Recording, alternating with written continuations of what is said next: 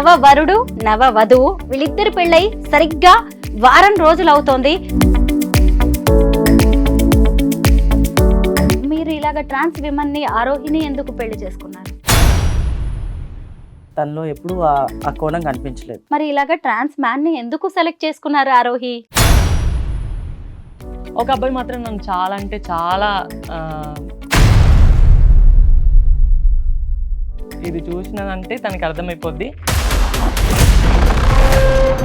కానీ తను నాకు లైఫ్ ఇచ్చింది. ఒక సంసార జీవితం లాంటిది ఉండవు, ఇలాంటివన్నీ మీకు తెలుసు. ఆ క్లారిటీ ఉన్న తర్వాతే ఇతన్ని మీరు సెలెక్ట్ చేసుకున్నారా? నాకు ఇక పిల్లలు వద్దు, వీళ్ళు ఉన్నారు చాలు వీళ్ళని. ఎందుకంటే ఉమెన్గా మారేటప్పుడు రోడ్ పైకి వచ్చి నాకు ఒక చాలా కష్టాలు ఉన్నాయి. ఒక ఇల్లాలుగానే ఉండాలనుకుంటున్నారా?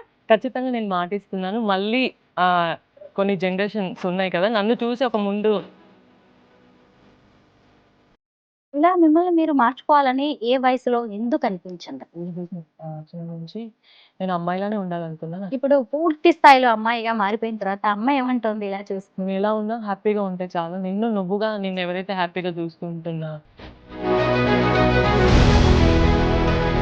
ఎందుకు ఇలా మారారు? చిన్నప్పటి నుంచి అబ్బాయి లాగే ఫీలింగ్స్ ఉన్నాయి. అంటే గడ్డాలు మీసాలు రావడానికి, అలాగే వాయిస్ మారడానికి, అలాగే ఇంకా మగ లక్షణాలు మగ అవయవాల కోసం సర్జరీస్ చేయించుకుంటారా? కొంచెం మాకు టిపికల్గా ఉంటాయి కొన్ని సర్జరీస్ వల్ల. మేము కొంచెం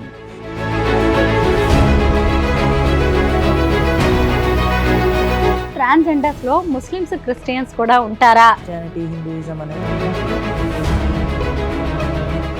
అందరికీ నమస్కారం, నేను Swarupa Potlapalli. Welcome to iDream. ఇప్పుడు నాతో పాటు ఓ కొత్త జంట ఉన్నారు, నవ వరుడు నవ వధువు. వీళ్ళిద్దరు పెళ్ళై సరిగ్గా వారం రోజులు అవుతోంది. అయితే వీళ్ళిద్దరు కూడా నాకు చాలా స్పెషల్, మీకు కూడా స్పెషల్ అనిపిస్తూ ఉంటుంది. వీళ్ళని మార్చుకున్న తీరు కావచ్చు, వీళ్ళ పెళ్లి జరిగిన తీరు, పెద్దలు అంగీకరిస్తున్న తీరు, అలాగే సమాజం వీరిని చూస్తున్న విధానం, ఇవన్నిట్లో కూడా చాలా ప్రత్యేకత ఉంది. ముందుగా ఇక్కడ ఉన్నారు విమల్.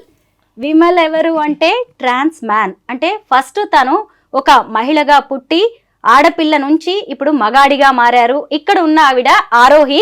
ఆరోహి కూడా ఫస్ట్ అబ్బాయిగా పుట్టారు, ఆ తర్వాత తనలోని మార్పులను తెలుసుకుని తర్వాత అమ్మాయిగా మారారు. అసలు చూశారు కదా ఎంత అందంగా కట్టు బొట్టు చీర, నేను చెప్తే తప్ప ఎవరికి తెలియదు. ఇక్కడ చూడండి, ప్యాంట్ షర్ట్ వేసుకున్న విమల్ మగతనానికి ప్రతీకలాగా ఎంత అందంగా కనిపిస్తున్నారో. ఇప్పుడు ఒక ట్రాన్స్ మ్యాన్, ఒక ట్రాన్స్ విమన్ పెళ్లి చేసుకున్నారు. వాళ్ళిద్దరూ చాలా సంతోషంగా ఉన్నారు. లైఫ్ లాంగ్ వీళ్ళు ఇలాగే ఉండాలి, హ్యాపీగా ఉండాలని కోరుకుంటూ ఈ ఇంటర్వ్యూని స్టార్ట్ చేద్దాం. ఫస్ట్ మీ ఇద్దరికి నమస్తే. నమస్తే అండి. Congratulations, happy married life. Thank you. ముందుగా మీ ప్రేమ దగ్గర నుంచి నేను ఈ ఇంటర్వ్యూని స్టార్ట్ చేయాలనుకుంటున్నాను. విమల్, మీరు చెప్పండి, ఫస్ట్ ఎప్పుడు చూశారు ఆరోహిని? సెప్టెంబర్ మంత్లో 2021లో చూశాను నేను. తను ఒక మెసేజ్ ద్వారా తను నాకు పరిచయం అయింది. ఆ తర్వాత స్టార్ట్ అయింది. అంటే నేను తనని చూడకముందే తను నన్ను చూసుకుంటూ వచ్చింది. తనే నాకు ప్రపోజ్ చేసింది. ఆల్మోస్ట్ 3 years అవుతుంది ఇప్పుడు. అవును, అమ్మాయిలకి ఈ మధ్య బాగా ధైర్యం వచ్చింది ఇలా ప్రపోజ్ చేయడానికి. ఆరోహి, మీరు ఎప్పుడు చూశారు? మీ ఫస్ట్ పరిచయం ఎప్పుడు ఏర్పడింది? నేను ఫస్ట్ లాక్డౌన్లో నార్మల్గా యూట్యూబ్ చూసేదాన్ని, ఎక్కువ యూట్యూబ్. మీకు తెలుసు, నేను యాక్టింగ్ ఫీల్డ్లో ఉంటాను కాబట్టి యూట్యూబ్లో నాకు ఒక చిన్న వీడియో వచ్చింది, ట్రాన్స్ మెన్ ఉంటారని. నాకు అప్పటిదాకా తెలియదు ఒక ట్రాన్స్ మెన్ కూడా ఉంటారా. అవునా, నేను ఒక ట్రాన్స్ ఉమెన్ని, బట్ ట్రాన్స్ మెన్స్ ఉంటారని నాకు అప్పుడే తెలిసింది. బయటకు నేను ఎప్పుడు ఎక్కువ బయటకి వెళ్ళేదాన్ని కాదు, చూసేదాన్ని కాదు. సమాజంలో ఇట్లా కూడా ఉంటారనే విషయం అప్పుడే నాకు తెలిసింది. తర్వాత నేను బాగా ఇంట్రెస్ట్గా అసలు వాళ్ళు ఎలా ఉంటారు, వాళ్ళ విధి విధానం ఏంటి, వాళ్ళు ఎలా మారగలుగుతారు, అసలు మారుతారా నిజంగానే అని చెప్పి అన్ని వీడియోస్ ఓపెన్ చేసి నేను వాళ్ళ గురించి పూర్తిగా తెలుసుకోవడం జరిగింది. ఆ తర్వాత ఒకరోజు మా అత్తయ్య గారు ఉంటారు, ఆశ గారు అని, మా గురువు, ఆవిడ స్టేటస్ పెట్టిందన్నమాట. తను ఎవరితో అంత క్లోజ్గా ఉండదు, ఎందుకంటే తను కూడా మ్యారీడ్. అత్తయ్య తను ఎవరో కొత్తగా అబ్బాయి, తనతో ఎందుకు వీడియోస్ చేసావు అత్తయ్య అది అంటే, తను కాదు, ఇట్లా ఎక్సెట్రా తను ట్రాన్స్ మెన్ అని చెప్పడం జరిగింది.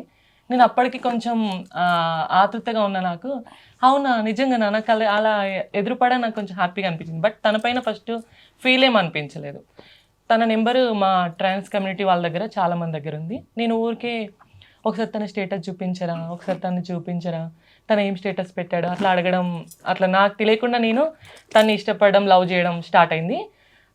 తనకి నేను ప్రపోజ్ చేయలేదు ఫస్ట్. నేను నా సింగిల్గా నేనే వన్ సైడ్ లవ్ చేసా 6 months. 6 months తర్వాత ఒకరోజు బాగా ధైర్యం వేసింది నాకు. అంటే ఏమో లైఫ్లో నేను మిస్ అవుతానేమో, ఒకవేళ తనకు ఒకవేళ గర్ల్ ఫ్రెండ్ ఉంటే నన్ను యాక్సెప్ట్ చేయడేమో, ఒకవేళ లేకపోతే నేను మిస్ అయిపోతానేమో, వేరే వాళ్ళు ఎవరైనా వస్తారేమో అని ఒక ఆలోచన వచ్చింది ఒకరోజు నైట్.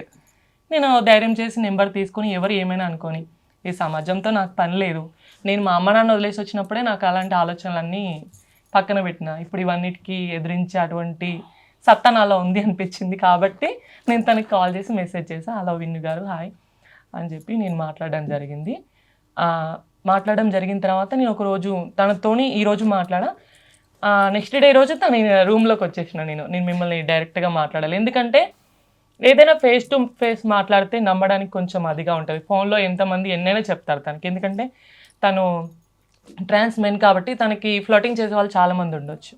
కాబట్టి నేను ఫేస్ టు ఫేస్ మాట్లాడితే కొంచెం మా మనసులో ఉన్న ఫీలింగ్స్ ఏంటి అవన్నీ తెలుస్తాయని ఒక చిన్న ఆలోచన.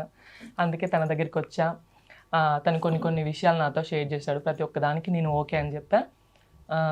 తనకి నేనే ప్రపోజ్ చేసా ఫస్ట్. తను ఫస్ట్ నన్ను యాక్సెప్ట్ చేయలే. ఒక 2 days నాకు టైం కావాలి అని అంటే, నేను ఇంత అందంగా ఉన్నా నాకెందుకు టైమింగ్ చెప్పడం అనే ఫీలింగ్లో ఉన్నా నేను. ఎందుకంటే నా అంతటా నేను తగ్గి రావడం అనేది చాలా అనిపించింది నాకు. అంటే ట్రాన్స్ ఉమెన్స్ ఎట్లా ఉంటారు అని అంటే ఎవ్వరు తగ్గి చెప్పరు ఎవరికి, వాళ్ళనికనే చాలా మంది పడతారనే ఫీలింగ్లో ఉంటారు. కాబట్టి నేను చెప్పినా కూడా ఈ అబ్బాయి ఏంటి ఇలా ఒకలాగా చేస్తున్నాడు, నన్ను అసలు ఆరోహిణి 2 days అడుగుతున్నాను. నన్ను ఇవి యాక్ట్రెస్ అండి, చాలా వెబ్ సిరీస్ లో యాక్ట్ చేస్తున్నారు, అందుకే నన్ను అనుకున్నాను. నైస్. ఆ కాన్ఫిడెన్స్ కి నేను మెచ్చుకోవాల్సిందే ఖచ్చితంగా. ఆరోహి, మధ్యలో డిస్టర్బ్ చేస్తున్నాను అనుకోవద్దు. సహజంగా అమ్మాయిలు ఎవరైనా నా వెనకబడాలి, 10 సార్లు ప్రపోజ్ చేశాక, మెసేజ్లు చేశాక తిప్పించుకోవాలి అనిపిస్తూ ఉంటుంది. అలాంటిది ఇంత వెనకబడ్డారు, నన్ను టైం కావాలని అడిగాడు అని మీకు అనిపించింది కదా, ఏంటి ఇతనిలో ఉన్న స్పెషాలిటీస్? తనలో ఉన్న స్పెషాలిటీ ఏంటో నాకు ఫస్ట్ తెలియదు మేడం. బట్ నేను తన్ని ఇష్టపడ్డా. అంటే 6 months తన్ని కలవకుండా జస్ట్ చూడడం నా వరకు మాత్రమే తెలుసు. తనకేంటో నా గురించి తనకు కూడా తెలీదు. బట్ మిస్ అవుతాను ఒక ఫీలింగ్ నాలో ఉంది కాబట్టి నేను తొందరగా మూవ్ ఆన్ అవ్వాలి తనతో అన్న ఫీల్ నాలో ఉంది కాబట్టి నేను వచ్చేసి చెప్పడం జరిగింది. విమల్ అలియాస్ విన్ను. అయితే సరే, ఈమెను యాక్సెప్ట్ చేయడానికి 2 days అడిగారు కదా, ఎన్ని రోజుల తర్వాత యాక్సెప్ట్ చేశారు? ఏది చూసి ఓకే చేశారు ఈమె లవ్ని? ఫస్ట్ ఆఫ్ ఆల్ తను నాకు సడన్గా మెసేజ్ చేసి నేను పలానా వాళ్ళ కోడల్ని అని చెప్పింది. తను ఎవరైతే ఉన్నారో ఆ అమ్మ నాకు అప్పుడు మంచి ఫ్రెండ్. నేను యాజ్ ఏ యాక్టివిస్ట్గా కమ్యూనిటీలో చాలా ఇయర్స్ నుంచి ఉన్నాను కాబట్టి నాకు ఒక మంచి ఫ్రెండ్. అదేంటి ఎవరో ఇట్లా సడన్గా మెసేజ్ చేసి నా పేరు పలానా, నేను నేను ఇష్టపడుతున్నాను కానీ భయపడుకుంటూ మళ్ళీ ఈ విషయం ఎవరికి చెప్పకండి అనుకుంటూ తను చెప్పింది. అయితే అప్పుడు కొంచెం అందరూ అంటారు, నాకు నిజంగా తెలీదు, నాకు యాటిట్యూడ్ అంటారు, అవన్నీ అంటారు. నాకు అదేమి ఉండదు. కాకపోతే ఆ టైంలో ఏంటంటే నేను ఆల్రెడీ కొంచెం అప్పుడే ఒక 2 years వేరే బ్రేకప్ తీసుకొని వేరే వాళ్ళ మీద ఎవరి మీద ట్రస్ట్ లేకుండా ఉండడము, అంటే ఈ లవ్ ఇవన్నీ మనకు వర్కౌట్ అవ్వవు అని. అండ్ కమ్యూనిటీలో సేమ్ టైం నాకు చాలామంది ప్రపోజ్ చేసిన వాళ్ళు ఉన్నారు. ఏంటంటే సరదాగా ఉండాలని, సరదాగా నాతో తిరగాలని, కొన్నిసార్లు కమ్యూనిటీలో కూడా పార్టీస్ జరుగుతాయి, పార్టీస్ పోవాలని అలా ఉండేవాళ్ళు చాలామంది ఉన్నారు. ఈ అమ్మాయి డీపీ చూస్తే ఫుల్ క్లాస్ మస్తు. ఇప్పుడు ఇంకా తగ్గిందా? అప్పుడు ఇంకా చాలా బాగుండేది. ఎంత ఉందంటే ఇది కూడా మధ్యలో వదిలేసి వెళ్ళే రకమే. సో అలా అని చెప్పి నేను ఎక్కువ ఇంట్రెస్ట్ చూపించలే. కానీ ఎప్పుడైతే తను వచ్చిందో నా మీద డెడికేషన్ ఏదైతే ఉందో, నేను యాక్చువల్లీ అదే రోజు నా ఫ్రెండ్ది బర్త్డే ఉండే. నేను అక్కడ ఉన్నాను, తను వస్తానని చెప్పింది. ఏమన్నా అందరూ వస్తాము తిరుగుదాము అని అనుకుంటారు కదా, తిని కూడా అంతేలే వచ్చి తిరిగి లేకపోతే కలిసి వెళ్దాం అనుకుంటుందేమో అని నేను కూడా క్యాజువల్గా. మా ఫ్రెండ్ వాళ్ళు అప్పుడే నా ఫోన్ వేరే ప్రాబ్లం వచ్చి వేరే దగ్గర రిపేర్కి ఇచ్చాను. ఒక ఫోన్ ఛార్జింగ్ పెడితే ఉంటుంది అనమాట. తిను వచ్చి నాకు కాల్ చేసింది. అన్ఫార్చునేట్లీ ఏంటంటే ఆ రోజు ఇంకా వాళ్ళ ఫ్రెండ్స్ వాళ్ళ ఇంటికి వచ్చింది. అక్కడికి వచ్చి నా దగ్గర రావడానికి ఇదనమాట. నా ఫోన్ ఆఫ్ అయిపోయింది, తిను అనుకుందంట అయిపోయింది, తిను అందరిలాగానే టైం పాస్ చేసేలాగా ఉన్నారు అని తను నేనేమనుకున్నాను, అందరూ టైంపాస్ చేసేవాళ్ళే ఈ రోజుల్లో, తను కూడా అంతే ఉంటుంది. రాత్రి ఫుల్ కొంచెం డ్రింక్ చేసి ఉన్నాను నేను ఆ రోజు. బర్త్డే పార్టీ నుంచి వస్తున్నా. వచ్చాను ఫాస్ట్గా, ఎక్కడ ఉప్పల్లో ఉన్నాను నేను, అమీర్పేట రావాలి, ఫాస్ట్గా 15 నిమిషాలు వచ్చాను. వచ్చి చూస్తే మంచిగా గ్రీన్ కలర్ చుడిదార్ వాళ్ళ ఫ్రెండ్స్ ఇద్దరు వచ్చి డ్రాప్ చేశారు. ఒక సిస్టర్ అండ్ వాళ్ళు వచ్చి డ్రాప్ చేశారు. చూశాను, ఇదేంటి ఎంత బాగుంది, నిజంగానే బాగుంది అనుకున్నాను మనసులో. తర్వాత రోడ్ మీద ఎక్కడ ఆ టైంలో ఎక్కడ తీసుకెళ్ళడం ఇది లేక నేను బ్యాచులర్ రూమ్ ఉండే, అక్కడికి వెళ్ళి నువ్వు వీడియోలో చూసే, అంటే వీడియోలో నేను చాలా బాగా ఇంకా బాగా కనిపిస్తాను కానీ ఎదురుగా నేను అంత ఏం బాగోను అని కొంచెం కన్వర్జేషన్స్ మాట్లాడుకుంటూ ఉంటే, ఈ లవ్ గివ్ నాకేం వర్కౌట్ అవ్వవు, నువ్వు కూడా అందరిలాగే అనుకున్నాను. ఫుల్గా ఇంకా డ్రింక్లో ఉన్నాను కాబట్టి ఇంకా ఫుల్గా చెప్పాను అన్ని విషయాలు నా గురించి, A to Z ఏం జరిగింది, ఎందుకు ఇన్ని రోజులు ఖాళీగా ఉన్నాను, రిలేషన్కి యాక్సెప్ట్ చేయట్లేదు అన్నీ చెప్పాను. టైం తీసుకున్నాము. 2 days తర్వాత కొంచెం మాకు తెలిసిన ఫ్రెండ్స్ ఉన్నారు, వాళ్ళ దగ్గరికి తీసుకెళ్ళి టెంపుల్కి వెళ్ళి వచ్చేటప్పుడు ఐ లవ్ యూ అని నేను చెప్పాను మళ్ళీ. అయితే 3 years అలాగా ప్రేమలోనే ప్రయాణించారు మీరిద్దరు. ప్రేమ ఉంది, ఫైటింగ్స్ అయ్యాయి. ఈ లాస్ట్ వాళ్ళ దగ్గరికి ఎప్పుడు వెళ్ళింది మీ లవ్ స్టోరీ? చాలా సార్లు వెళ్ళింది యాక్చువల్లీ. చాలా గొడవలు జరిగాయి మా ఇద్దరికి కూడా, చాలా అంటే చాలా. ఇంకా అయిపోయింది, ఇంకా తన దారి తను, నా దారి నేను అని. లాస్ట్ 6 months మా మ్యారేజ్కి ఒక 1 week బిఫోర్ కూడా మేము మళ్ళీ జీవితంలో కలుస్తామనే ఆశ తనకు లేదు, నాకైతే కాన్ఫిడెంట్ ఫుల్గా ఉంది. నేనైతే ఇలా దిగ్గజంలో చాలా మంది చెప్పారు, నీకు ఆమె కోసం ఎందుకు వెయిట్ చేస్తావు, చాలా మంది ఉన్నారు కదా నువ్వు ఇష్టపడే వాళ్ళు, వాళ్ళని చేసుకోవచ్చు కదా, అసలు అంతేముంది ఆరోహి దగ్గర, ఎందుకు తన కోసం వెయిట్ చేసి నీ లైఫ్ని అంటే 6 months అయిపోయింది, కంప్లీట్గా విడిపోయాం, ఒక కాల్ లేదు ఏం లేదు. నేను కూడా తనకి ఒక వాయిస్ మెసేజ్ పెట్టి, నీకు ఎప్పుడు రావాలనిపిస్తే అప్పుడు రా, నేను వెయిట్ చేస్తా, ఇంకొకరైతే నా లైఫ్లో రాదు, అదొక ఇది చెప్పేసి నేను రిలాక్స్గా నా పని నేను, నా వర్క్ నేను, నా లైఫ్ కొంచెం ఫోకస్ చేయడము అలా చేయడం స్టార్ట్ చేస్తాను. తన ట్రాక్లో తను చేసుకుంటూ తను కూడా చాలా ఇబ్బందులు పడింది, బట్ అవన్నీ జరిగాయి. సడన్గా మళ్ళీ కలిసాము. ఇది వెయిట్ చేయకూడదు, ఈ మూమెంట్ని వేస్ట్ చేయకూడదు, ఇంకా మనం ఏదైనా స్ట్రాంగ్ స్టెప్ తీసుకోవాలని ఇమీడియట్లీ ముందు రోజు ముహూర్తం తీపిచ్చాము. నెక్స్ట్ 2 days మ్యారేజ్ చేసుకున్నాం. మీ పేరెంట్స్ ఒప్పుకున్నారా? మా అమ్మకి తెలుసు, మా పిన్నికి తెలుసు, అందరికి తెలుసు. కానీ నాకు ఇంట్లో కొన్ని ప్రాబ్లమ్స్ ఉన్నాయి, దానివల్ల వాళ్ళు రాలేకపోయారు. బట్ వాళ్ళకి నేను ఎలా అయినా హ్యాపీగా ఉండడం కావాలి, దాన్ని డిస్టర్బ్ చేయరు వాళ్ళు. మీ పేరెంట్స్ ఒప్పుకున్నారా? ఎప్పుడు జరిగింది పెళ్ళి, ఎక్కడ జరిగింది? టెంపుల్లో జరిగింది. మాకు ఈ రోజుకి కరెక్ట్గా వారం, ఇదే గురువారం జరిగింది మాకు. పేరెంట్స్కి అందరికీ ఓకే తెలుసు, బట్ వాళ్ళు రావడానికి కొంచెం రాలేకపోయారు. ఎందుకంటే ఫ్యామిలీ పర్పస్లో తనే అట్లా మారిందంటే మళ్ళీ కూర్చుండి వాళ్ళని తనకి కన్యాదానం చేసి పెళ్లి చేయడం అనేది ఒక ఫీల్ ఉంటుంది ఎవరికైనా, బయట ఏమంటారో సమాజం అట్లా అని. ఇంకా తన గురించి మా అమ్మ వాళ్ళకి తెలుసు, మా డాడీకి తెలుసో అని నేను అనుకుంటున్నా. మేబీ మా అమ్మని మాత్రం ఒప్పించుకొని మ్యారేజ్ చేసేసుకున్నా. విన్ను, మీరు చెప్పండి, మీరు ఒక ట్రాన్స్ మ్యాన్ కదా, మీరు మామూలుగా ఒక నార్మల్ విమెన్ని పెళ్లి చేసుకోవాలి అనుకుంటారు, మీరని కాదు కొంత మీలా ఉన్నవాళ్ళు. అయితే మీరు ఇలాగ ట్రాన్స్ విమెన్ని, ఆరోహిని ఎందుకు పెళ్లి చేసుకున్నారు? నేను అంటే తను ట్రాన్స్ అని ఇప్పటి వరకు కూడా ఎప్పుడు కూడా నేను తను సరదా కూడా నువ్వు ఇలా అని నేను అన్నమాట, అంటే నువ్వు ట్రాన్స్ అని కానీ లేకపోతే, ఎందుకంటే నాకు తనలో ఎప్పుడు ఆ కోణం కనిపించలేదు. గొడవ వచ్చినప్పుడు సాధారణంగా ప్రతి ఒక్కళ్ళు అన్ని విధాలుగా తిట్టుకుంటాము, అది కామన్.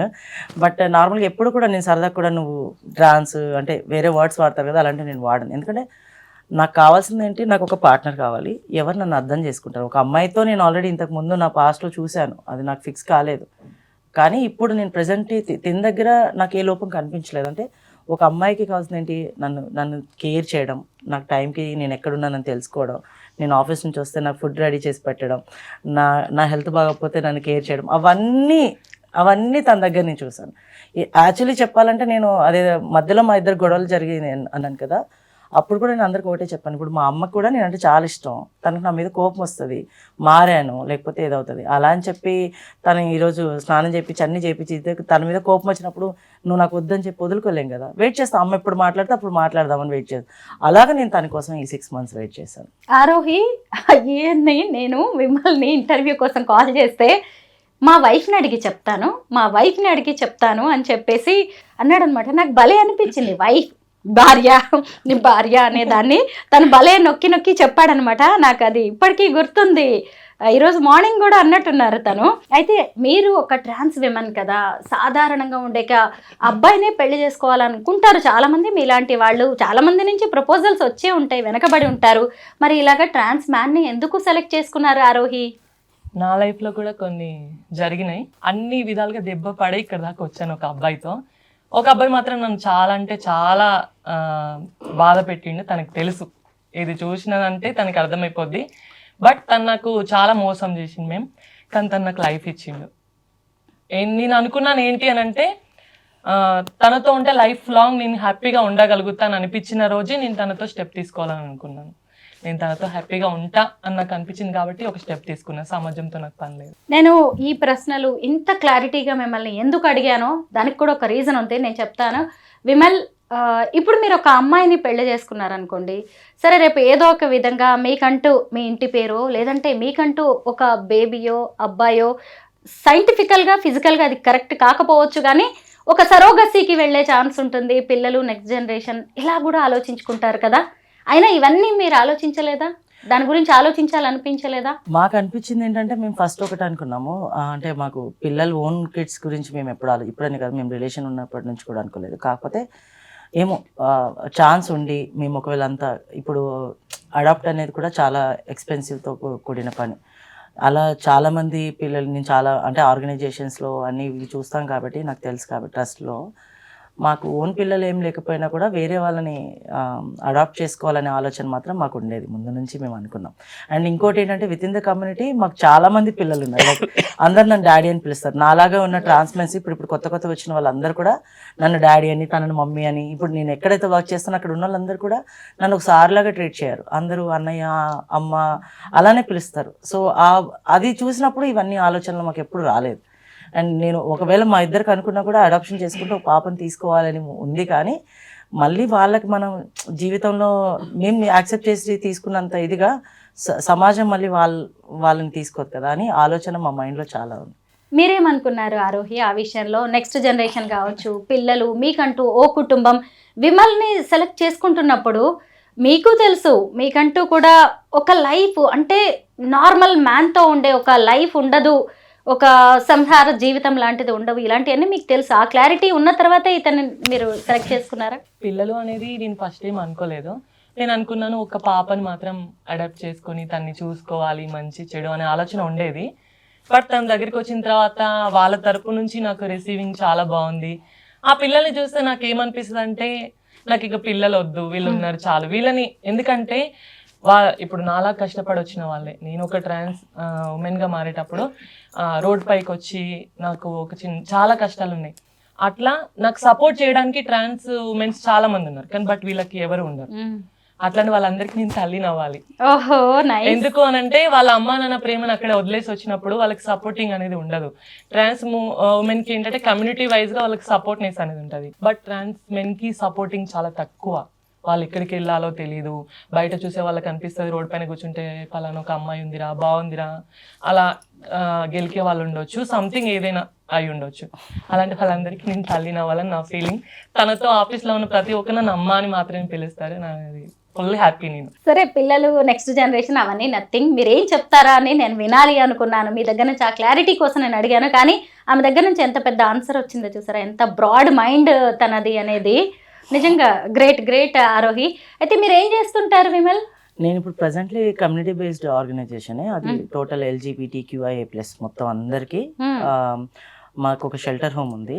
అండ్ దాంతోపాటు అంటే బయట ప్రజలు కొంతమందికి డ్రెస్అప్ చేసుకోవాలన్నా లేకపోతే చదువుకోవాలన్నా విత్ ఇన్ ద కమ్యూనిటీ చదువుకునే వాళ్ళకి యాక్సెప్ట్ చేయకపోవడము, ఇబ్బందులు పడడం, ఇంట్లో ఫ్రీగా ఉండలేకపోవడం ఉంటుంది కదా. అలాంటి వాళ్ళందరికీ మాది క్యూటీ సెంటర్ అని చెప్పి క్యూఆర్ ట్రాన్స్ వెల్నెస్ సెంటర్ అని చెప్పి అఫ్సిగూడలో ఉంటుంది మా ఆఫీసు. దాంట్లో నేను షెల్టర్ మేనేజర్గా వర్క్ చేస్తున్నాను. మీరేం చేస్తుంటారు ఆరోహి? నేను యాక్టింగ్ చేస్తూ ఉంటా. మిగతా టైంలో నార్మల్గా నాకు ఇన్కమ్ కావాలి కాబట్టి మా వాళ్ళతో నార్మల్గా మ్యారేజ్కి అట్లా వెళ్తూ ఉంటా. కాకపోతే అది ఎప్పుడో ఒకసారి వెళ్తూ ఉంటా. యాక్టింగ్ పర్పస్లోనే ఎక్కువ వెళ్ళాలని నా ఫీల్. కాకపోతే ఒక మంచి ఛాన్స్ రాలేదు, వాటి కోసం వెయిట్ చేస్తున్నా. విమల్ ఆలోచనలు ఎలా ఉన్నాయో వైఫ్ విషయంలో మీరు విన్నారు. ఈరోజు ఇంటర్వ్యూ కెమెరాల సాక్షిగానే చెప్పాడు, నేను ఇంటికి వచ్చేసరికి మా ఆవిడ వండాలి, పెట్టాలి, నాకంటూ ఒక మనిషి ఉండాలి అని. మళ్ళీ నేను ఒక క్వశ్చన్ అడుగుతాను ఆరోహి, ఇక్కడ మీరే ఖచ్చితంగా సమాధానం చెప్పాలి. ఎందుకంటే ఈ ట్రాన్స్ విమెన్గా మారిన వాళ్ళు చాలామంది సెక్స్ వర్క్లోకి వెళ్తున్నారు. ఈ మధ్య కాలంలో ఇలాగే బెస్ట్ కపుల్, ఇన్స్పిరేషన్ అనుకున్న వాళ్ళు కూడా ఆ ఒక మిస్అండర్స్టాండింగ్తో విడిపోయినట్టుగా కూడా నేను విన్నాను జస్ట్. బట్ మీరేమనుకుంటున్నారు? మీ ఆయన అయితే ఖచ్చితంగా నా భార్య, నా సొంతం అనే దాంట్లోనే ఉన్నారు. మీరు ఖచ్చితంగా ఆయనకి ఇష్టమైనట్టుగా ఒక ఇల్లాలుగానే ఉండాలనుకుంటున్నారా? ఎగ్జాక్ట్లీ, నేను ఇల్లాలుగానే ఉండాలనుకుంటున్నాను. ఇంకోటి ఏంటంటే ఈ రోజు నన్ను చూసారు కదా, ఖచ్చితంగా నేను మాటిస్తున్నాను, మళ్ళీ కొన్ని జనరేషన్స్ ఉన్నాయి కదా, నన్ను చూసి ఒక ముందు స్టెప్ తీసుకునే వాళ్ళు కూడా ఉంటారని నా ఆలోచన. మీరిద్దరు నిజంగా బాగుంటారు, మీ రిలేషన్ లైఫ్ లాంగ్ ఉంటుంది అనే నమ్మకం అయితే నాకుంది. ఎందుకంటే ఇద్దరు కూడా సేమ్ దాదాపు ఒకే వర్గానికి చెందిన వాళ్ళు మీరు. ఎందుకంటే ఇక్కడ నేను మళ్ళీ అంకితా రాజ్ టాపిక్ తీసుకురావాల్సిందే. అంకితా రాజ్ అనే ఆమె ఒక ట్రాన్స్ విమెన్ కదా, తెలుసు మీ అందరికీ తెలిసిందే. కాకపోతే నార్మల్ అతను పెళ్లి చేసుకోవడం వల్ల రాజ్ కుమార్ అనే అతను వాళ్ళ రిలేషన్ ఒక రకంగా బ్రేకప్ అయింది. ఎందుకంటే వాళ్ళ మెంటాలిటీస్ వాటన్నిటిలో తేడాలు ఉంటాయి కదా. మీరేమనుకుంటున్నారు ఆ విషయంలో? మీరు చెప్పండి విమల్. రిలేషన్షిప్లో కంపల్సరీ మిస్అండర్స్టాండింగ్స్, ప్రాబ్లమ్స్ అన్నీ జరుగుతాయి. ఆ ప్రాబ్లమ్స్ అంటే ఇద్దరు ట్యాకిల్ చేసుకోవడానికి, అందరి ముందు ట్యాకిల్ చేసుకోవడానికి చాలా ఉంటాయి. ఈ సిస్టమ్ ఏదైతే వాళ్ళకు ఉంటుందో, అంటే వాళ్ళ రిలేషన్షిప్లో మేబీ అతను తప్పు చేశారా, ఆమె తప్పు చేశారా మాకు తెలీదు. మేము చాలాసార్లు, నేను కూడా ఈవెన్ వాళ్ళని చూస్తా, ఎందుకు వీళ్ళు ఇంత బాగుంటారు. నాకు ఎక్కువ పరిచయం లేదు, బట్ అంకిత తెలుసు. మేము కొన్ని ఈవెంట్స్లో మేము చూసాం, రాజ్ని ఎప్పుడు కలవలేదు, చూసాము. వీళ్ళు ఇంత ఇదిగా చేసుకున్నారు మ్యారేజ్, హ్యాపీగా ఉంటారని అనుకున్నాము. బట్ ఏం జరిగిందని తెలియదు. కొన్ని పర్సనల్గా, అంటే వాళ్ళ పర్సనల్ విషయాలు మనం బయట మాట్లాడకూడదు, బట్ అది కొంచెం హట్టింగ్. కాకపోతే మా విషయంలో నేను ఒక 100% షూర్గా నేను ఒక విషయం చెప్పగలను. ఏంటంటే ఇవన్నీ గొడవలు మా మ్యారేజ్కి ముందు చాలా గొడవలు జరిగాయి. నేను ఇక్కడ కూర్చొని ఇప్పుడు ఏమి తను సైలెంట్గా కూర్చుంది, కానీ చాలా వైలెంట్. ఎలా అంటే ఈవెన్ నేను ఎవరిని చూడనని తనకు తెలుసు, అయినా కూడా వేరే వాళ్ళు నన్ను చూసినా కూడా అది నా తప్పే అని చాలా కష్టం. కానీ పర్లేదు, నాకు ఆ పొసెసివ్నెస్ కావాలండి. ఆ పొసెసివ్నెస్, ఒక మగవాడికి ఆ పొసెసివ్నెస్ లేకపోతే ఆ మనిషి ఎప్పుడు పాడైపోతాడు. ఆ కేరు, ఆ అనుమానము అనేది కొంచెం వైఫ్కి లేకపోతే మనకు భయం లేకుండా నిజంగా ముందు ఏమనట్లేదు కదా అని చెప్పి ఇంకోరిని ఫ్లడ్ చేయడము, మాట్లాడడము, అవన్నీ ఆటోమేటిక్గా మగవాళ్ళు చెప్తాయి. కానీ నేను ఎక్కువ ఏం చేయను, కానీ తను నన్ను చూసిన ప్రతిసారి ఎవరైనా, నేను ఆటోమేటిక్గా ఎక్కడో చూసినా కూడా ఎవరైనా కనిపించారా అని అడుగుతుంది. ఎందుకు అంటే తనకు తెలుసు చాలా మంది విత్ ఇన్ ద కమ్యూనిటీ, బయట అమ్మాయిలతో ఎక్కువ ఈ ప్రాబ్లం రాదు, కానీ విత్ ఇన్ ద కమ్యూనిటీకి నేను చాలా క్లోజ్.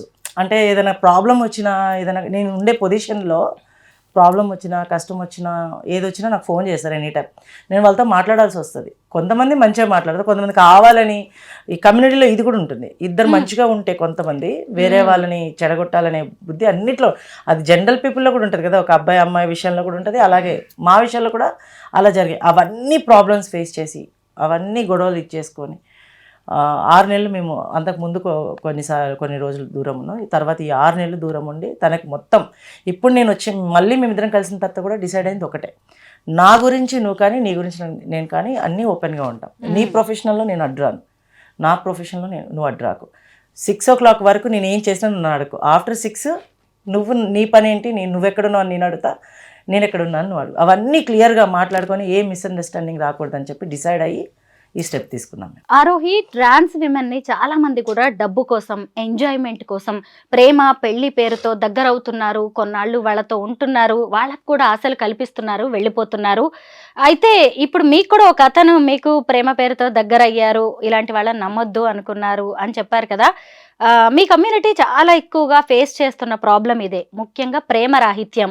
ఎవరైనా కాస్త వెనకబడితే చాలు, ఇష్టంగా చూస్తే చాలు, దానికోసమే కదా ఇంత కష్టాలు పడి మీరు అసలు సృష్టికే ప్రతిసృష్టి చేయించి మిమ్మల్ని మీరు ఇలా మార్చుకుంటారు. ఏమనిపిస్తూ ఉంటుంది? మీరు ఎలా జాగ్రత్తగా ఉండాలంటారు ఈ విషయాల్లో? నేను అందరు ట్రాన్స్ ఉమెన్స్కి చెప్పేది ఒకటే, ప్రేమ అనేది వాళ్ళు ప్రేమించినప్పుడు మనకు ఒక నటన అనే చిన్న విషయం మనకు అక్కడ క్లారిటీగా తెలిసిపోతుంది. ఎందుకంటే బాగా కేరింగ్ చూపించేవాడు ఎప్పుడు క్లారిటీగా ప్రేమించాడు క్లియర్గా. ఎందుకు అంటే అదొక్కటి మనం అర్థం చేసుకుంటే సరిపోతుంది. అట్లా ప్రేమించి లైఫ్ని ఆగం చేసుకునే వాళ్ళు ఉన్నారు, సూసైడ్ చేసుకునే వాళ్ళు ఉన్నారు, ప్రతి ఒక్కరు ఉన్నారు. బట్ మీకు ఒక నమ్మకం అనేది ఉంటుంది, మనల్ని ప్రేమించి దగ్గరికి వచ్చినప్పుడు నమ్మకం అనేది ఖచ్చితంగా ఉంటుంది. కానీ ఆ నమ్మకం ఎంతలో వరకు ఉంటే అంత బాగుంటుందని నా ఫీలింగ్. చెప్పగానే తొందరగా నమ్మడం, ప్రేమ అనగానే దాన్ని తొందరగా అట్రాక్ట్ అయిపోవడం, ఇలాంటివన్నీ ఎందుకు చేస్తారు అని అంటే, అమ్మ ప్రేమ చాలా దూరం, ఫ్యామిలీ పర్పస్లో ప్రేమ దూరం. అలాంటి ఒక వ్యక్తికి ఒకరిని నేను ప్రేమిస్తున్నాను, మిమ్మల్ని మీతో నేను లైఫ్ లాంగ్ ఉండాలనుకుంటున్నాను, అదే నిజమేమో అని చెప్పి నమ్మ ఒక స్టెప్ తీసుకుంటారు. కానీ అలాంటి టైంలో వాళ్ళు ఏది చెప్పినా నిజమే కావచ్చు, నన్ను నాతో లైఫ్ లాంగ్ ఉంటారేమో అనుకుని ఒక స్టెప్ తీసుకుంటారు. కానీ అప్పుడే ఒక చిన్న చిన్న విషయాలు కానీ ఏదైనా ఒక విషయంలో వాళ్ళకి గొడవ స్టార్ట్ అయినప్పుడు ఆ చిన్న విషయమైనా కానీ దాన్ని చాలా పెద్దగా చేసి విడిపోవడానికి ప్రయత్నిస్తూ ఉంటారు. మనం నేను చెప్పేది ఏంటంటే ట్రాన్స్ ఉమెన్స్కి మన జాగ్రత్తలో మనం ఉంటే చాలా బాగుంటుంది అని నా ఫీలింగ్. ప్రేమ అనేది ఎక్కడి నుంచైనా రావచ్చు, కొంచెం మనం కూడా ఓపిక పట్టి ఆగితే ఖచ్చితంగా ప్రేమ దొరుకుతుంది. మనకి సపోర్ట్ ఉండేవాళ్ళు, మనతో ఉండేవాళ్ళు వీళ్ళే కరెక్ట్ అని మీకు అనిపించినప్పుడు ఒక స్టెప్ తీసుకోండి, తప్పులేదు. కానీ వాళ్ళు స్టెప్ తీసుకోకుండా వాళ్ళ కోసం పోరాడే వాళ్ళు మస్తు మంది ఉంటారు ట్రాన్స్ ఉమెన్స్లో. అలాంటి వాళ్ళని కొంచెం మనం కష్టం అనిపించి మన హార్ట్ కష్టం అనిపించినా వాళ్ళని దూరం పెట్టుకుంటేనే చాలా బాగుంటుందని నా ఫీల్. విమల్, నేను ట్రాన్స్ విమెన్ని చాలా మందిని కలిసాను, బట్ ట్రాన్స్ మ్యాన్ని చూడడం ఫస్ట్ టైం, మాట్లాడడం కూడా ఫస్ట్ టైం మీతోనే. అయితే ఏంటి ఇప్పుడు మీరు ఇందాకే చెప్పారు డ్రింక్ చేస్తాను, ఎంజాయ్మెంట్ ఏదో చెప్పారు మొత్తానికి. అయితే ఎక్కువగా మీ కమ్యూనిటీ వాళ్ళతో మీరు కలుస్తూ ఉంటారా, లేదంటే జనరల్ నార్మల్ మేల్తో కలుస్తారా మీరు ఈ పార్టీస్లో నార్మల్గా ఎక్కడైనా? నాకు జనరల్ పర్సన్స్, స్ట్రైట్ పర్సన్స్ కూడా ఫ్రెండ్స్ ఉన్నారు, with in the community friends ఉన్నారు. నేను ఇద్దరితో అంటే వాళ్ళతో వీళ్ళతో రెండింటితో కూడా టైం స్పెండ్ చేస్తాం. లైక్ ఎప్పుడో వీకెండ్స్ కానీ లేకపోతే నాకు వర్క్స్ లేకపోతే ఏదైనా బర్త్డేస్ కానీ అందరూ ఉన్నారు. అంటే స్ట్రైట్ పర్సన్స్ ఉన్నారు, ఇటు ఉన్నారు. అందరూ కూడా నన్ను ఎక్కడ కూడా నువ్వు ఇలా మారావు అన్నట్టుగా నన్ను ఎవరూ ట్రీట్ చేయరు. అండ్ చాలా యాక్సెప్టెన్స్ ఎక్కువ ఉంటుంది నా విషయంలో. అసలు బయట అయితే ఇంకా జనరల్గా అసలు ఈ విషయమే తెలియదు ఎవరికి. నేను ట్రాన్స్మెన్ అని చెప్పుకోవాల్సిన అవసరం రాదు కూడా ఇక్కడ. అదనమాట. మీ ఆవిడ వంట బాగా చేస్తుందా? చాలా బాగా చేస్తుంది. ఈ ఆవిడలో నచ్చేది ఏంటి మీకు? అంటే వంట విషయంలోనా లేకపోతే అన్ని మొత్తం విషయాల్లో తన బాగా ఓవర్ పొసెసివ్, అది నాకు నచ్చుతుంది కొన్నిసార్లు. నా మనిషి నా వాడు ఇంకా అది చాలు కదా. నిజమే మరి. ఎందుకంటే ఇంట్లో వాళ్ళ దగ్గర నుంచి అవన్నీ మనం వదిలేసుకొని వస్తాం కదా మనం. ఆ కేరు అంతా అంటే ఇంట్లో కూడా నన్ను బాగానే చూసుకున్నారు. బట్ ఇది ఇలా మారడం వల్ల మా ఇంట్లో వాళ్ళకి నేను కొంచెం నా గురించి ఆలోచించుకోకూడదు, వాళ్ళ గురించి కూడా మనం ఆలోచించాలి అప్పుడప్పుడు. ఎందుకంటే సొసైటీ నాకు నచ్చినట్టు నేను బతకాలనుకున్నప్పుడు వాళ్ళకు కూడా వాళ్ళు నచ్చినట్టు బతికే ఇది మనం ఇవ్వాలి. వాళ్ళని బాధ పెట్టకూడదు కదా. సో అదంతా ఇప్పుడు మా అమ్మ నన్ను బాగా చాలా కేర్ చేసి మనం ఏదైనా చేస్తే ఇంకా తప్పున ఒకటి కొట్టి అది ఇలా చేయకు అలా చేయకు అని అమ్మ వాళ్ళు అంటారు. అదే నా భార్య అయితే ఎందుకు నేను కోప్పడాలి అని నాకు ఒక ఫీల్ వస్తుంది అంతే. నేనేమి అలా అని చెప్పి నువ్వు ఇలాగే ఉండు అలా ఉండని నేను తను చెప్పను, తను నాకు చెప్పదు. ఓన్లీ ఒక్క విషయం ఏంటంటే నేను ఎక్కడ చేయి జారిపోతానేమో అనే ఒక భయం తప్ప ఇంకేం ఉండదు. చాలా బాగా ఇచ్చేస్తుంది. వంట అయితే ఇంక చెప్పాల్సిన అవసరం లేదు ప్రతి ఒక్క. అండ్ ఓపెన్గా చెప్పాలంటే నాకు ఎక్కువ లాస్ట్ ఇయర్ నేను హెల్త్ బాగోక నా సర్జరీస్ అయినప్పుడు కూడా నేనేమి ముందు మారిపోలేదు. నా జర్నీని కూడా తను చూసింది. తను వచ్చిన తర్వాతే నాకు అన్ని సర్జరీస్ అయ్యాయి. నన్ను చూసుకొని ఒక పిల్లోళ్ళ దగ్గర పెట్టుకొని తనే ఆయింట్మెంట్స్ రాసి దగ్గర చూసుకొని అసలు అవన్నీ చేసింది. సో అలాంటప్పుడు నేను తను అసలే వదులుకోవాలని అనుకోలేదు. అంతగా అన్నీ చూసి ఈరోజు మారిపోయానని ఎవరో వచ్చి నాకు ఫ్లడ్ చేసి నన్ను లవ్ చేసి నువ్వు ఇంత బాగున్నావు అబ్బా ఎంత బాగున్నావు నీలాగే వెళ్ళలేరని ట్రాన్స్ కమ్యూనిటీలో చాలామంది ఉంటారు, బయట కూడా చాలామంది ఉంటారు. కానీ నేను అంటే ఇంక అప్పుడప్పుడే నాకు గడ్డ మీసాలు వస్తున్నాయి, నాకు ఇంకే సర్జరీస్ కాలేదు. ఆ టైంలో వచ్చింది తను. అప్పుడు వచ్చి నా జర్నీ అన్నిటికీ తన ముందే నా అన్ని సర్జరీస్ అయ్యాయి. తను చూసుకుందంటే నేను తన్ని ఇప్పుడు వదులుకోవడం కరెక్ట్ కాదనిపించింది, అందుకే వెయిట్ చేశాను. ఆరోహి, అసలు మీరు ఎవరు? చూడ్డానికి అసలు బుట్ట బొమ్మలాగా 16 అణాల తెలుగు అమ్మాయి లాగా ఎంత చక్కగా ఎంత అందంగా ఉన్నారో. మీరు ఒక ట్రాన్స్ విమెన్ అనే విషయం మీరు చెప్తే తప్ప తెలిసేలాగా లేదు. చాలా మీ వెబ్ సిరీస్ లో కూడా చాలా మంది గుర్తుపట్టకపోవచ్చు మిమ్మల్ని చూసిన వాళ్ళు కూడా. అసలు మీరెవరు, మీ పేరేంటి, డెడ్ నేమ్ ఏంటి, ఇలా మిమ్మల్ని మీరు మార్చుకోవాలని ఏ వయసులో ఎందుకు అనిపించింది? నేను చిన్నప్పటి నుండి నాకు ఊహ తెలిసిన క్షణం నుంచి నేను అమ్మాయిలానే ఉండాలనుకున్నా. నాకు ఎక్కువ బాయ్స్ ఫ్రెండ్స్ లేరు. బాయ్స్ నా పక్కన కూర్చున్నా నచ్చదు, నన్ను ముట్టుకున్నా నచ్చదు నాకు. ఎందుకంటే నేను అమ్మాయినే అని నా మైండ్లో ఫిక్స్ అయిపోయినాను కాబట్టి ఇది నాకు నచ్చదు. బట్ అమ్మ ఛాన్సాలు కొడుతూ ఉండేది, తిడుతూ ఉండేది, అలా ఉండు ఇలా ఉండు, అబ్బాయిలా ఉండడానికి ప్రయత్నించు అంటే నాకు ఎలా అవుతుంది? నేను చాలాసార్లు అబ్బాయిలా నటించడానికి ప్రయత్నించా, కానీ నటిస్తున్నానేమో అన్న ఫీల్, అంతేగాని నాకు నిజంగానే అబ్బాయిలా ఉండడం అనేది నాతో కాలేదు. కాబట్టి నేను నా 14 years అప్పుడు నాకు కమ్యూనిటీ పరిచయం అయ్యారు. పరిచయం అయిన తర్వాత నేను బ్రెస్ట్ ఇంప్రూవ్ కోసం ఇంజెక్షన్స్ వేసుకున్నాను. నేను క్లాసికల్ డ్యాన్స్ చేసేది చిన్నగా ఉన్నప్పుడు. ఆ ప్రోగ్రామ్స్కి వెళ్ళినప్పుడు ఒక 3 days ప్రోగ్రామ్ ఉంటే నాకు 4 days ప్రోగ్రామ్ ఉందని చెప్పి ఒకరోజు అక్కడ స్పెండ్ చేసి నేను చీర కట్టుకొని నాకు నచ్చినట్టుగా బొట్టు పూలు అవన్నీ పెట్టుకొని నేను సరదాగా అక్కడ ఉండి నెక్స్ట్ రోజు ఇంటికి వెళ్ళిపోయేదాన్ని. అప్పుడు నాకు బ్రెస్ట్ ఇంప్రూవ్ నేను బాగా చిన్నగా ఉన్నాను కాబట్టి చాలా ఇంప్రూవ్ అయింది. అది నా దురదృష్టమో అదృష్టం అనుకోవచ్చు, దురదృష్టం అనుకోవచ్చు. అది బాగా ఇంప్రూవ్ అయిపోయింది. మా ఫ్రెండ్స్ నుంచి చాలా నాకు చూటిపోటి మాటలు అట్లాంటివన్నీ వస్తూ ఉంటాయి. ఓన్లీ మాటల వరకే ఉన్న వాళ్ళు చేతల్లో కూడా చూపించడం, ఇది నిజమా కాదని టచ్ చేయడం అట్లాంటివి నేను తీసుకోలేకపోయాను. ఎందుకంటే నేను అమ్మాయిగా అనుకున్నప్పుడు, వాళ్ళు నన్ను ముట్టుకున్నప్పుడు నాకు అదొక నరకంగా అనిపించేది. అసలు నేను ఎంత పెద్ద తప్పు చేశాననే ఫీలింగ్ వచ్చేది. అట్లాంటివన్నీ నాకు జరిగినాయి. పేరెంట్స్ కి తెలుసా మీరు ఇంజెక్షన్స్ తీసుకుంటున్నారనే పేరెంట్స్ కి తెలియదు, బట్ మా అమ్మ చాలాసార్లు బాధపడేది, ఆపరేషన్ చేయించాలి తొందరగా, ఇది ఎందుకు ఇలా జరిగింది, నేను ఇవరకు ఇలా అంటున్నారు కాలనీలో, కానీ ఇలా ఎందుకు జరిగిందని ఇంతవరకు మా మమ్మీకి తెలియదు. ఇది చూసిన తర్వాత అర్థమవుతుంది ఆ రోజు ఎందుకు తనకు అలా జరిగిందని. సారీ అమ్మ, నేనైతే కావాలని చేయలేదు, నా ఫీల్ అట్లాంటిది, బట్ అలా జరిగిపోయింది. ఆ క్షణం అనుకున్నాను నేను, నాకు 10th అయిపోయిన తర్వాత ఇంటర్లో జాయిన్ చేశారు. ఇక నేను ఒక్క క్షణం కూడా అక్కడికి వెళ్ళినా చదవాలని ఇంట్రెస్ట్ నాకు కూడా ఉండేది, బట్ అక్కడికి వెళ్ళిన తర్వాత అక్కడ కూడా నాకు అవే అవమానాలు జరిగేసరికి ఇక నేను ఇది నా లైఫ్ కాదు, ఇది నా ప్రపంచం కాదని కమ్యూనిటీలోకి వచ్చేసి. ఆ తర్వాత మళ్ళీ పేరెంట్స్ తో మళ్ళీ మాట్లాడాను, పేరెంట్స్తో మాట్లాడాను. అమ్మ నాకు ఇట్లా ఉండడం ఇష్టము, మీరు యాక్సెప్ట్ చేయగలుగుతారా, మీరు యాక్సెప్ట్ చేస్తారా అని చాలాసార్లు ఫోన్ చేశాను. వద్దు, నువ్వు అబ్బాయిలా ఉండడానికి అయితేనే ఇంటికి రా అని చెప్పడం జరిగింది. ఆ తర్వాత నేను సర్జరీ అయిన తర్వాత ఒకరోజు కాల్ చేశాను, అమ్మ నేను ఇట్లా పూర్తిగా అమ్మాయిలా మారిపోయాను, మీరు ఓకే అంటే నేను ఇదే బట్టల మీద వస్తాను, కానీ నన్ను ఇలా బ్రతకనివ్వండి అమ్మ అని చెప్పి చాలాసార్లు బ్రతిలా అన్నాను. అమ్మ ఒకటే మాట చెప్పింది, నువ్వు చచ్చిపోయినాం అనుకున్నాం, మేము స్నానం చేస్తున్నాం, పెట్టేసే ఫోన్. నాన్న ఎక్కువ రెస్పాన్స్ అవ్వకపోయేది అప్పుడు. తను ఎక్కువ మాట్లాడడానికి, ఎవరైనా తండ్రి కొడుకుగా చూసిన తండ్రి ఒకేసారి తన కొడుకు ఇలా అయిపోయాడని మాటలు కానీ కావచ్చు, వాళ్ళ పద్ధతి కానీ కావచ్చు, వాళ్ళ ఫ్రెండ్స్ ఏమైనా అనే విధానమైన కావచ్చు, అది ఎవరైనా ఒక తండ్రి తీసుకోలేడు కదా అని నేను అనుకున్నాను మేబీ. అందుకే తను సరిగా మాట్లాడకపోయేవాడేమో. మా డాడీ నేను క్లాసికల్ డ్యాన్స్ వెళ్తూ ఉంటే కూడా మా అమ్మ చెప్పింది, వద్దొద్దు, ఆ క్లాసికల్ డ్యాన్స్ అంటే కాటుక పెట్టుకోవాలి, లిప్స్టిక్ పెట్టుకోవాలి, వాడి ప్రవర్తనలో చాలా చేంజింగ్గా ఉంది, వద్దు అని చెప్తే మా డాడీ అనుకున్నాడు నా కొడుకు కమలా హాసన్ అంతా ఎత్తెదిగితే చాలు అని అనుకున్నాడు. అట్లా ఫీల్ అయ్యాడు మా డాడీ. కానీ సారీ డాడీ, నేను ఇలా అయిపోయాను. సిబ్లింగ్స్ ఉన్నారా, అక్కలు తమ్ముళ్ళు? నాకు తమ్ముడు, ఒక చెల్లికి మ్యారేజ్ అయిపోయింది. చెల్లి మ్యారేజ్లోనే నన్ను వాళ్ళు యాక్సెప్ట్ చేయడం జరిగింది. కొన్ని రోజులు తమ్ముడి ఇష్యూ తోటి నేను ఇంటికి వెళ్ళలేదు, ఎందుకంటే తన ఫ్రెండ్స్ కూడా ఉంటారు, మనం కూడా కొన్ని అర్థం చేసుకోవాలి. తన ఫ్రెండ్స్ ఏంట్రా మీ అన్న ఇలా అయిపోయాడా అలా అయిపోయాడా అని ఒక చిన్న మాటలు ఉంటాయి కాబట్టి మేబీ తను అందుకే నన్ను దూరం ఉంచాడేమో అనుకుంటాను. మా తమ్ముడికి కాకపోతే నేనంటే చాలా ఇష్టం. ఇప్పుడు పూర్తి స్థాయిలో అమ్మాయిగా మారిపోయిన తర్వాత అమ్మ ఏమంటుంది ఇలా చూసి? అమ్మ హ్యాపీగానే ఉంది. ఇప్పుడు నన్ను అమ్మ ఇంట్లో అందరికంటే తొందర యాక్సెప్ట్ చేసేది అమ్మ ఒక్కటి. బాగా మెచ్యూర్డ్ మైండ్, నాకైతే హ్యాపీగా అనిపిస్తుంది. ఎందుకంటే తన విషయంలో కూడా నేను తనకి షేర్ చేసినప్పుడు, నువ్వు ఎలా ఉన్నా హ్యాపీగా ఉంటే చాలు, నిన్ను ఎవరైతే హ్యాపీగా చూసుకుంటున్నారో అని నీకు అనిపిస్తే వాళ్ళతో ఉంటే నేను హ్యాపీ. ఎందుకంటే ఇన్ని రోజుల మన దూరానికి నేను ఏ సమాధానం చెప్పలేను నీకు, కానీ నువ్వు తనతో ఉంటే మాత్రం నాకు హ్యాపీ అని చెప్పడం జరిగింది. ఎందుకు అంటే మా అమ్మకి బాగా మెచ్యూర్డ్ మైండ్, బాగా నేను తనకు చెప్పిన విషయాన్ని తొందరగా యాక్సెప్ట్ చేయగలుగుతుంది, దాన్ని తొందరగా అర్థం చేసుకోగలుగుతుంది.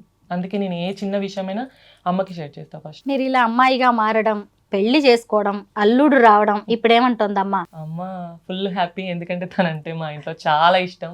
మా తమ్ముడికి కానీ, మా డాడీకి కానీ, మా మమ్మీకి కానీ చాలా ఇష్టం తనంటే. తననే నేను పెళ్లి చేసుకుంటా అని వాళ్ళు అనుకోలేదు, ఎందుకంటే మధ్యలో మాకు గొడవ అయింది, డిస్కషన్ చాలా ఎక్కువ అయిపోయింది. తనతో మాట్లాడొద్దు మీరు ఎవరని చెప్పి నేనే వాళ్ళ ఫోన్ నెంబర్ తీసుకొని బ్లాక్ చేయడం జరిగింది. వాళ్ళకైతే ఇప్పుడు తనని నేను పెళ్లి చేసుకుంటున్నా అని చెప్పినప్పుడు వాళ్ళైతే ఫుల్ ఖుష్.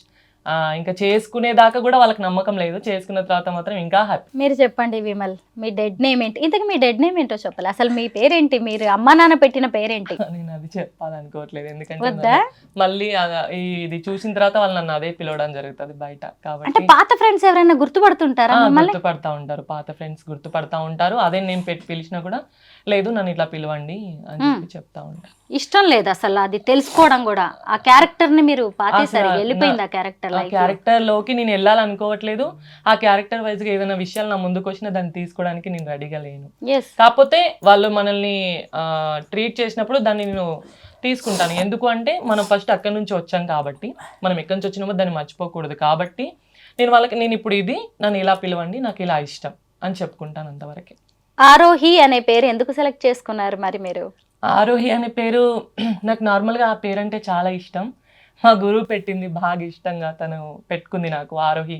నేను చెప్పాను అన్నమాట, అత్తయ్య నాకు ఆరోహి పేరు అంటే బాగా ఇష్టం. ఫస్ట్ నా పేరు నైసి, ఈ ఫీల్డ్లోకి వచ్చినప్పుడు. నైసి నా పేరు, కానీ అది ముద్దు పేరుగా అందరు నైసి నైసి నైసి నైసి అట్లా అయిపోయింది. అది జస్ట్ ఏదో ముద్దు పేరు లాగా ఉంది, నువ్వు ఒక మంచి పేరు పెడతానులే అని చెప్పి చెప్పడం జరిగింది మా అత్తయ్య. తర్వాత ఆమె చెప్పింది ఇట్లా ఆరోహి బాగుంటుంది, బాగుంది పేరు, ఇది పెడితే నీకు బాగా సెట్ అవుతుంది. తర్వాత నాకు ఆరోహి ఆరోహి తర్వాత ఇన్స్టాలో బాగా కొంచెం ఫేమస్ అయిపోయినాను నేను. ఆరోహి అట్లా నడుస్తూ ఉంది. ఆరోహి ఎర్రా అంటే ఇప్పుడు తెలియని వాళ్ళు ఎవరు లేరు మ్యాక్సిమం.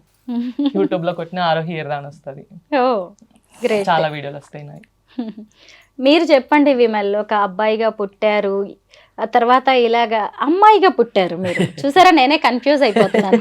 అమ్మాయిగా పుట్టి అబ్బాయిగా మారారు. నిజంగా అన్ని లక్షణాలు కూడా అబ్బాయిలాగా మీరు కరెక్ట్, పర్ఫెక్ట్. మీరు డెసిషన్ కూడా మీది కరెక్ట్ లాగే ఉంది. ఏ ఊరు మీది? ఎందుకు ఇలా మారారు? ఎందుకు అనేది అసలు క్వశ్చనే కాదు. నేను ఇలాగే ఉన్నాను, ఇలాగే పుట్టాను అనుకుంటా. కొంచెం చిన్నప్పుడు నార్మల్గా మనం పెరిగేటప్పుడు చూడండి, ఇంట్లో వాళ్ళు బట్టలు మగపిల్లడికి ఆడపిల్లలు బట్టలు వేస్తారు, అలానే ఫీల్ అయ్యాను నా ఏజ్ నాకు తెలిసిన తర్వాత వరకు కూడా. నేను పుట్టింది శ్రీకాకుళం, పెరిగిందంతా అంటే జస్ట్ అమ్మమ్మ వాళ్ళు అక్కడ ఉండే కాబట్టి అక్కడ పుట్టాను, పెరిగిందంతా హైదరాబాదే. సో నాకు చిన్నప్పటి నుంచి అబ్బాయిలాగే ఫీలింగ్స్ ఉండే. ఇంట్లో మా మదర్ వాళ్ళ జనరేషన్లో అందరి తర్వాత ఆడపిల్లగా పుట్టింది నేను అప్పట్లో. సో నాకు కొంచెం గారాభంగా చూసా. మెయిన్ డాడీ కన్నా డాడీ అంత ఆడపిల్లలంటే కొంచెం ఇది ఉండేది కాదు. కానీ మా ఇంట్లో మా అమ్మమ్మ పిన్నిలు నన్ను చాలా బాగా చూసుకునేవాళ్ళు. వాళ్ళకి నేనంటే చాలా ఇష్టం. ఇంకా వాళ్ళ పిల్లలాగానే చూసుకునేవాళ్ళు తాతయ్య వాళ్ళ దగ్గర. నాకు ఎప్పుడు అబ్బాయిలాగా ఉండడం, మా తాతయ్య ఎలా బిహేవ్ చేస్తారు, మా తాతయ్యలాగా నేను బిహేవ్ చేయడము అలా ఉండేవి. మా అమ్మమ్మ కూడా మమ్మల్ని ఇద్దరిని ఒకేలాగా, అతను ఏం తింటే అలాగే, ఏ బట్టలు వేసుకుంటే అలాంటి బట్టలు నాకు ఇచ్చేయడం అలా పెంచారు. ఎప్పుడైతే హైదరాబాద్కి వచ్చామో అంతా డాడీ దగ్గర ఉండడం కొంచెం భయం ఉంది. కాకపోతే నేను చిన్నప్పటి నుంచి కబడ్డీలో ఉండడం వల్ల ఏంటంటే అబ్బాయిల బట్టలు ఎక్కువ వేసుకునేది. ఎవరికి దీని గురించి నేను ఇలా ఓపెన్గా చెప్పాల్సిన అవసరం వచ్చేది కాదు. కానీ వయసు పెరుగుతున్న కొద్దీ ఖచ్చితంగా ఇంట్లో వాళ్ళు మనల్ని ఐడెంటిఫై చేస్తారు. ఆడపిల్ల నువ్వు గుర్తుంచుకో, ఇలా ఉండు అని అంటారు. అది నాకు చాలా స్ట్రగుల్ ఇచ్చింది. ఆ స్ట్రగుల్ నుంచి రావడం చాలా టైం పట్టింది. ఇంట్లో వాళ్ళతో దెబ్బలు తినాల్సి వచ్చింది. అందరినీ ఆల్మోస్ట్ ఇంట్లో వాళ్ళని ఒక 2 years 3 years వాళ్ళు ఈవెన్ నేను మాట్లాడకుండా ఉండాల్సి వచ్చింది. అట్లీస్ట్ నేను ఎక్కడున్నానో కూడా తెలియకుండా ఉండాల్సి వచ్చింది. ఎందుకంటే నేను 16 yearsకి 17 yearsకే ఇంటి నుంచి బయటకు వచ్చాను. నాకు 18 years రాకుండా నేను ఎక్కడ గట్టిగా మాట్లాడలేను. కాబట్టి అప్పుడు చాలా స్ట్రగుల్ అయ్యాను ఆ ఏజ్ వరకు. 18 years తర్వాత నేను కొంచెం స్ట్రాంగ్ అవ్వడం, నన్ను నేను సెల్ఫ్ బిల్డ్ చేసుకోవడం స్టార్ట్ చేశాను. మొత్తం ఇంట్లో మా డాడీ అప్పట్లో చెప్పాను కదా, ఆడపిల్లలు ఇలాగే ఉండాలి. మా కాలనీ మొత్తం మీ అమ్మాయి ఇలా తిరుగుతుంది, ఎప్పుడు అబ్బాయిలతో తిరుగుతుంది, ఎప్పుడు అబ్బాయిలతో క్రికెట్, ఎప్పుడు ఏదో బాల్ వెళ్ళి ఎవరింటికైనా తగిలేది, లేకపోతే ఏదైనా ఎక్కడైనా నవ్వేది, వేరే పిల్లలకి దెబ్బలు తగులుతాయి కదా ఆడేటప్పుడు. అసలు ఆడపిల్ల లెక్క ఉండకుండా రోడ్డు మీద ఇట్లా చేస్తారని చెప్పి గొడవలకు వచ్చేవాళ్ళు. ఇంకా అలా ఎక్కువ మా డాడీ బాగా కొట్టేవారు నన్ను, అసలు విపరీతంగా కొట్టేవాళ్ళు. అసలు ఆ దెబ్బలు తిని ఇప్పటికీ నొప్పి వస్తాయి. ఏదైనా గుర్తొస్తే ఇప్పటికీ నొప్పి వస్తాయి. అన్ని దెబ్బలు తిన్నాను మా నాన్నగారితో నేనైతే. సో కానీ మా ఇంట్లో మా పేరెంట్స్ అందరికీ నా గురించి తెలుసు, నా గురించి తెలుసు, కానీ యాక్సెప్ట్ చేయలేదు. కానీ ఫస్ట్ ఇంకా మా నాన్నగారు చనిపోయే ముందు ఈ విషయాలన్నీ నేను ఇంకా అతనితో మాట్లాడడం మీద అతనే ఫస్ట్ యాక్సెప్ట్ చేశారు. నేను తప్పు చేశాను, నీ జీవితంలో చాలా ఇలాంటి నిన్ను ఇలా కంట్రోల్ చేసి నిన్ను బాధ పెట్టి దూరం పెట్టి అని నాకు దగ్గరైన కొన్ని రోజులకే మా నాన్నగారు చనిపోవాలి. సో ఇంకా బట్ స్ట్రగుల్స్ అన్నీ అయిపోయాయి. ఏమో అవన్నీ చూడడం వల్ల ఇప్పుడు కొంచెం హ్యాపీగా ఉన్నానేమో. ఎందుకంటే అప్పట్లో నాకు ఏం లేదు, చదువు లేదు, ఉద్యోగం లేదు, చాలా కష్టపడుకుంటూ వచ్చాను. 18 years 2000, ఇప్పుడు 33 years నాకు. అప్పుడు నా చిన్న ఏజ్లోనే అన్నీ అంటే ఆ ఫియర్, ఇప్పుడు సగానికి సగం వయసు నాకు కష్టపడాల్సి వచ్చింది అప్పట్లో. ఇప్పుడు అమ్మ వీళ్ళందరూ టచ్లోనే ఉన్నారా? సిబ్లింగ్స్ ఉన్నారా మీకు? వాళ్ళ రియాక్షన్ ఏంటి? విషయం ఏంటంటే నేను మారను ఇప్పుడు, అంటే నాకు గడ్డం మీసాలు లేనప్పుడు, ఇవన్నీ లేనప్పుడు నేను ఇలా అని మా తమ్ముడికి తెలుసు. అప్పుడు ఇంట్లో వాళ్ళతో వాడే ఫైట్ చేసేవాడు. ఏమని, తనకు నచ్చినట్టు ఉండనివ్వండి, ఎందుకు ఇబ్బంది పెడతారు అంటే. ఒక పెద్ద ఇన్సిడెంట్ జరిగింది మా ఇంట్లో నా ద్వారా. ఆ ఇన్సిడెంట్లో అందరూ ఒక సైడు, నేను ఒక్కడిని ఒక సైడ్ అయిపోయాను. అందరూ ఆల్మోస్ట్ ఒక 18 members మా ఫ్యామిలీ, మా చాలా పెద్ద అంటే రిలేటివ్స్ కలిసి ఉన్న ఫ్యామిలీ అన్నట్టు. ఇంట్లో మాత్రం మేమే ఉండేవాళ్ళం, కానీ అందరు పిన్ని బాబాయిలు వీళ్ళంతా ఒక 18 members ఒక సైడ్ కూర్చొని నన్ను ఒక్కడిని మధ్యలో కూర్చోపెట్టి నువ్వు ఇలా చేస్తే ఇంట్లో నిన్ను రానివ్వము, నిన్ను ఇచ్చేస్తామంటే అప్పుడు మా తమ్ముడు స్టాండ్ ఇచ్చాడు. చిన్నోడే అప్పుడు స్టాండ్ ఇచ్చాడు. నాకు అప్పుడు గడ్డం మీసాలు ఏం లేవు. ఎప్పుడైతే నాకు ఈ గడ్డం మీసాలు రావడం స్టార్ట్ అయ్యాయో బయట సొసైటీ నుంచి వాడికి ఎక్కువ ప్రెషర్ పెట్టడము, ఇవన్నీ పెట్టడము, దానివల్ల వాడు అది తీసుకోలేకపోయాడు. 2020 నుంచి ఇంటికి వెళ్ళడం ఆపేసాను నేను.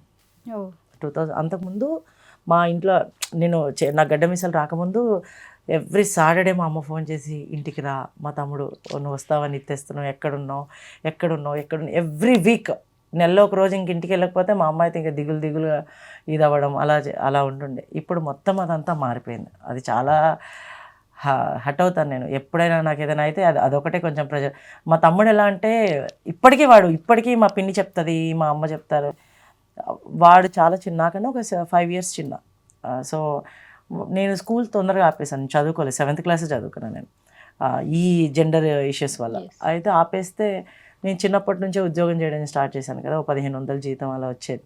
వాడికి నేను స్కూల్కి వెళ్ళినప్పుడు ఇది కావాలా అది కావాలి, 1500 జీతం వస్తే ఫస్ట్ వాడిని రెస్టారెంట్కి తీసుకెళ్ళి వాడికి తినిపించాలి, వాడికి ఏం కావాలో కొనించాలని అన్నీ చేస్తుండే నేను. అయితే ఇప్పుడు వాడు పెద్దోడయ్యాడు బాగా. వాడు సంపాదించిన డబ్బులతో నాకు ఏదైనా చేయాలంటే నేను దగ్గర లేదని వాడు బాగా బాధపడతాడు. అంటే వాడి ఉద్దేశంలో నేను ఒక అక్కగా ఉంటాను కదా, ఇంత చేశాను. కానీ ఎప్పుడు నేను ఇలా మారినప్పుడు ఎప్పుడు కూడా నన్ను అక్క అని పిలవలేదు. నా షార్ట్ కట్లో ఇంట్లో అందరూ ఇమా అని పిలుస్తారు నన్ను. ఇమా అనే పిలుస్తారు. ఇంత చేశాను, ఇప్పుడు ఇమా లేదు, అసలు తినడానికి లేదు, అలా అని బాధపడతారు. ఇప్పటికీ బాధపడతారు. కానీ సొసైటీ వల్ల వాడు నన్ను దగ్గర తీసుకోలేకపోతున్నారు. విమల్, మామూలుగా ట్రాన్స్ విమెన్కి జరిగే సర్జరీస్ ఏంటి అనేది నాకు కొంత ఐడియా ఉంది. బట్ ట్రాన్స్ మ్యాన్కి జరిగే సర్జరీస్ నాకు తెలీదు. అంటే గడ్డాలు మీసాలు రావడానికి, అలాగే వాయిస్ మారడానికి, అలాగే ఇంకా మగ లక్షణాలు, మగ అవయవాల కోసం సర్జరీస్ చేయించుకుంటారా? సేమ్ ప్రాసెస్ ఉంటుంది. వాళ్ళకు ఒక ఎలా అయితే ఉంటుందో కొంచెం మాకు టిపికల్గా ఉంటాయి కొన్ని సర్జరీస్ వల్ల. మేము కొంచెం ఎక్కువ టైం తీసుకుంటాము, ఎక్కువ ఇదవుతుంది. కాకపోతే యాజ్ ఇట్ ఈజ్ మాకు ఈ గడ్డ మీసాలు రావడానికి హార్మోన్స్ ఉంటాయి. దీనికి ఏమి సర్జరీస్ ఏం చేయించుకోము మేము. కాకపోతే మిగతావన్నీ కూడా సర్జరీస్ చేయించుకుంటాం. సేమ్ యాజ్ ఇట్ ఈజ్ ఒక అబ్బాయి ఎలా అయితే కంప్లీట్ బాయ్ లాగా ఉంటారో అలాగే ఉంటాం. ఓపెన్గా చెప్పాలంటే ఒక పిల్లల్ని మాత్రం ఇంకా అనలేం, కానీ మిగతా అదంతా కూడా same as it is boy ఎలా ఉంటారో అలాగే ఉంటాం. ఈ వైఫ్ని మీరు ఏమని పిలుస్తారు? ఎక్కువ అయితే నాన్న లేకపోతే అమ్మ అని పిలుస్తాం. ఓ, మీ ఆయన ఏమంటారేంటి? నేను ఎక్కువ నాన్న అని పిలుస్తా. ఈ మధ్య కొత్తగా అబ్బాయి అని పిలుస్తున్నా. స్టేటస్ లో మాత్రం యాపిల్ పెట్టుకుంటా తన కోసం. ఏంటి ఇద్దరి ఫ్యూచర్ ప్లాన్స్ ఏంటి? ఆరోహి, ముందు మీరు చెప్పండి. నా ఫ్యూచర్ ప్లానింగ్ యాక్టర్ కావాలి అని.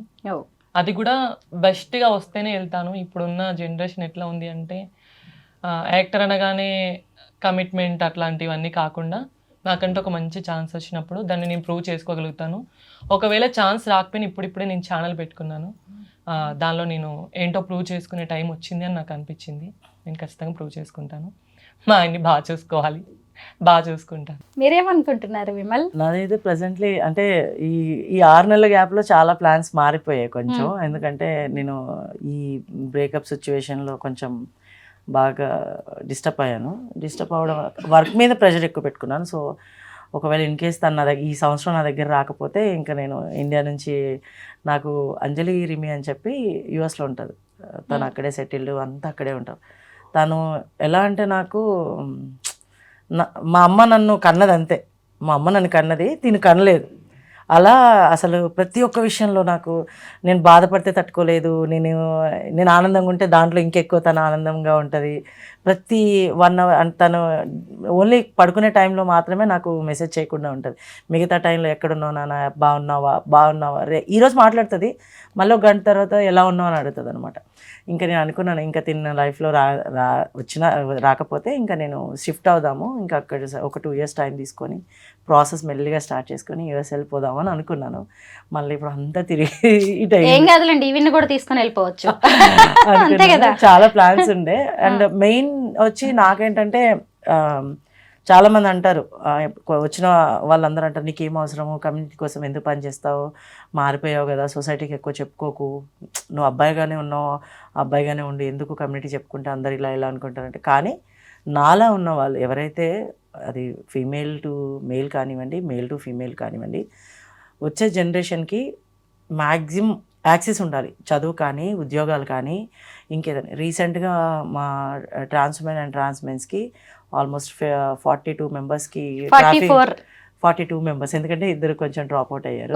అందుకని నేను ఇంకా అక్కడే ఉన్నాను అయితే. ఓన్లీ మా సెంటర్ ఏదైతే క్యూటీ సెంటర్ అని మేము అన్నామో, మాకు ముందు రోజు చెప్పారు ఆ సెంటర్ నుంచి 29 అప్లికేషన్స్ నేను ఒక్కడనే పంపించాను. మా సెంటర్ వాళ్ళందరం కలిసి 29 అప్లికేషన్స్ పంపించాం, వాళ్ళందరూ సెలెక్ట్ అయ్యారు. సో అలా ఇంకా ముందు కొత్త ఆపర్చునిటీస్ రావాలి. గవర్నమెంట్ ద్వారా వస్తే ఎక్కువ సోర్సెస్ ఉంటాయి చదువుకోవడానికి కూడా. మేము సెంటర్ నుంచి కానీ, నేను ఇండివిజువల్గా కానీ, తనకు కూడా ఇప్పుడు అదే చెప్తాను, నాకు కమ్యూనిటీ విషయంలో నేను ఎక్కువ ఇన్వాల్వ్ అవుతా. టైం ఉండదు, ఒకసారి తనని నువ్వు మాట్లాడకు తర్వాత మాట్లాడదామని కూడా అనేస్తాను. అలా సార్ బిజీ. సో నాకు కమ్యూనిటీ గురించి ఎక్కువ పనిచేయాలని ఉంది. ఎవరైనా ఇలా బయటకు వస్తే వాళ్ళకి ఉండడానికి ఇల్లు దగ్గర నుంచి జాబ్ చేసుకునే ఆప్షన్ ఏదైతే ఉంటాయో, ఆపర్చునిటీస్ కావాలనుకుంటే అక్కడి వరకు వాళ్ళకి కావాల్సిన హెల్ప్ అంతా చేయాలనేది నా ఉద్దేశం. అది నేను ఇప్పుడు జాబ్ చేస్తున్న పొజిషన్ కావచ్చు, రేపటి రోజు మేమిద్దరం ఏదైనా వేరే స్టార్ట్ చేసి కావచ్చు, అదైతే నా డ్రీమ్ ఉంది. ఎప్పుడు ఎవరికి ఏం లేదు అనకుండా చూడాలి అనేది నా ఉద్దేశం. ఈ మధ్య తెలంగాణ గవర్నమెంట్ అపాయింట్ చేసిన ట్రాఫిక్ వాలంటీర్స్ ఎవరైతే ఉన్నారో ట్రాన్స్జెండర్స్, వీళ్ళ సెంటర్ నుంచి వచ్చిన వాళ్ళే, మన విమల్ తయారు చేసిన వాళ్ళే. అయితే ఈ సందర్భంగా నేను ఒక్క క్వశ్చన్ అడగాలి, ఎందుకంటే నేను రీసెంట్గా రచన ఇంటర్వ్యూ చేసినప్పుడు అందులో ఒకళ్ళు కామెంట్ పెట్టారు, ట్రాన్స్జెండర్స్లో ముస్లిమ్స్ క్రిస్టియన్స్ కూడా ఉంటారా అనేది. అంటే చూసారా ఎంత అవగాహన రాహిత్యం అని కనిపిస్తోంది. ఎందుకంటే దీన్ని అవగాహన రాహిత్యం అని కూడా అనలేను నేను దీన్ని, అంటే తెలియట్లేదు ట్రాన్స్జెండర్స్ గురించి. వీళ్ళు మనుషులే, కులం మతంతో దీనికి సంబంధం లేదు అనేది. మీరు ఏం చెప్తారు విమల్? అన్నీ ఈ క్యాస్ట్ లేకపోతే క్రిస్టియానిటీ, హిందూయిజం అనేది నార్మల్గా జనరల్గా అన్నిట్లో ఉంటుంది. కాకపోతే with in the community, transgenders కమ్యూనిటీలో దీంట్లో ఎక్కడ కూడా మేము ఇది అని చాలామంది చెప్పుకోరు. ఏదైతే ఇప్పుడు ట్రాన్స్ ఉమెన్ సిస్టమ్ ఉంటుంది కదా, అందులో ముస్లిం పద్ధతులు ఉంటాయి అండ్ హిందూ పద్ధతులు ఉంటాయి. కానీ మేమందరం ఒక జెండా కిందకి వచ్చినప్పుడు మేమందరం ఒకటేనే ఎక్కడ చెప్పుకుంటాం. మేము క్యాస్ట్ కానీ ఇవన్నీ మేము ఇదని ఎక్కడ మెన్షన్ చెప్పాం. ఇండివిజువల్గా ఇప్పుడు నేను హిందూ, నాకు ఎక్కువ దేవుడిది, నేను క్రిస్టియానిటీకి ఇచ్చేస్తాను. తను కూడా అలాగే, వాళ్ళ ఇంట్లో ఇప్పుడు ఓన్ సిస్టర్ అండ్ బావ వాళ్ళిద్దరు క్రిస్టియన్స్ అలా అని చెప్పి తను కాదు. అలా అన్నిట్లో ఉంటాయి. కానీ విత్ ఇన్ ద కమ్యూనిటీ ఏంటంటే మేము అందరం ఒకటే అని చెప్పుకుంటాం, కానీ మా కులం పెద్ద, మీ కులం పెద్ద అని ఎప్పుడు మా కమ్యూనిటీలో రాదు. ఇది ఒక్కదానికి మాత్రం నేను చెప్తాను. ఇక్కడ కూడా ఒక గొప్ప విషయాన్ని మనం గుర్తించాలి. ఇంకా మనం కులం మతం అని మాట్లాడుకుంటున్నాం, కానీ అర్ధనారీశ్వరులకి ప్రతీకగా చెప్పుకునే వీళ్ళల్లో అలాంటివి ఏం లేవు. ఇది ఇంకా గొప్ప విషయం. మీ ఇద్దరితో మాట్లాడుతుంటే అసలు టైమే తెలియట్లేదు. మొత్తానికైతే మీ ఫ్యూచర్ నా కళ్ళ ముందు కనిపిస్తోంది. బాగుండాలి, అందరితో మంచి అనిపించుకోవాలి, ఇంకొక 10 మందికి మీరు ఆదర్శంగా మారాలి.